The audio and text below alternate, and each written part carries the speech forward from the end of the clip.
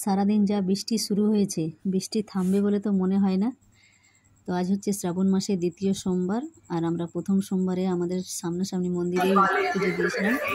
আর দ্বিতীয় সোমবার ভেবেছিলাম যে একটু দূরে কোথাও যাব। তো দূরে বলতে অনেকটাই দূরে এসেছি, আমরা এসেছি বিহারীনাথ মন্দিরে এসেছি পুজো দিতে।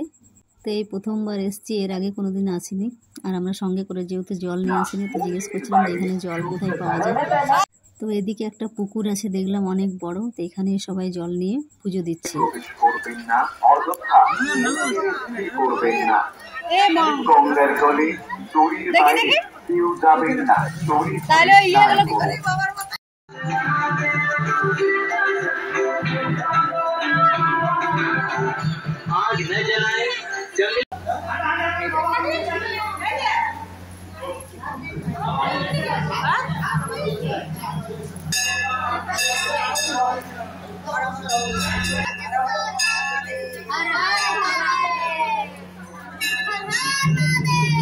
তো পুজো দেওয়া হয়ে গেল আমাদের, আর আমরা চলে এসেছি বাইরে নন্দী বাবার কাছে। তো নন্দী বাবাকে একটু জল দিয়ে দিলাম, আর একটু বললাম মনের ইচ্ছাটা পূরণ করে দিও। তো মন্দিরটা পুরো ফাঁকা ছিল, আর আমরা যখন পুজো দিতে গিয়েছিলাম মন্দিরটা পুরো ফাঁকা ছিল, মানে প্রায় 3:30টার দিকে আমরা পুজো দিয়েছি। তো আমরা বেরিয়ে পড়েছি রাস্তায়, আমাদের পুজো দেওয়া হয়ে গেছে। আর এখন চারিপাশের দোকান দেখছি সব বন্ধ হয়ে যাচ্ছে, মানে অনেকটাই দেরি হয়ে গেছে, 4টের কাছাকাছি। খাবার দোকান সেরকম কিছু নেই। এখানে দেখলাম আইসক্রিম বিক্রি করছে, তো ভাবলাম আমাদের 5 জনের জন্য 5টা আইসক্রিম নিয়ে নিই।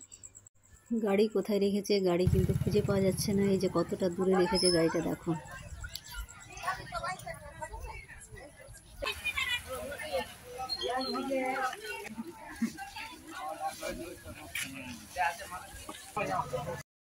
তো এটা কিন্তু আমার সঙ্গে প্রায় ঘটে থাকে। আমি যখনই কোনো পুজো বা ঠাকুর দেখতে গেছি, মেলাতে গেছি, কিছু যখনই কিনেছি, তখনই দেখি কেউ না কেউ, ছোট হোক বড় হোক, মানুষ এসে আমাকে বলেছে আমাকেও কিছু দাও। তো এখানে এসেও দেখলাম যে এই বাচ্চাটা কোনো দিক থেকে এলো। আমি কিন্তু চারিপাশটাই দেখছিলাম, বাচ্চাটাকে দেখতে দিলাম। তো আমরা যাচ্ছি বাড়ি। সবাই একটু ভিডিওটা লাইক কমেন্ট শেয়ার করে দিও। কিছুই বগি নেই, খালি একটাই বগি, বড় বড় গাড়ি টাড়িগুলো নিয়ে যায়, ওগুলোই যায়। গাড়ি চাপায় গাড়ি